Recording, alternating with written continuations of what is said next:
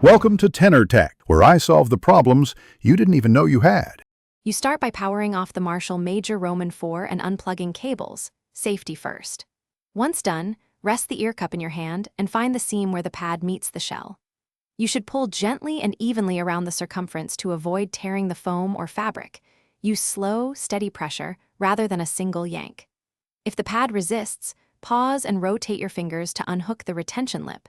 This preserves the mounting ring for reinstallation. Now inspect the ear cup and mounting ring for dirt or damage. Clean with a soft brush or isopropyl on a Q-tip if needed.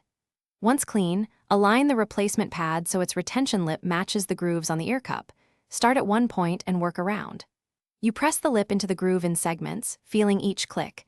Make sure the pad sits flush with no gaps. This ensures consistent seal and soundstage. Uneven pads reduce bass and comfort. With pads installed, power on the headphones and pair them to your device using Bluetooth or the Marshall app. This also lets you check firmware. Once paired, play familiar audio to confirm seal, bass, and microphone function. If audio seems off, make sure pads sit evenly and try a firmware update. New firmware can fix calibration. If problems persist, perform a factory reset.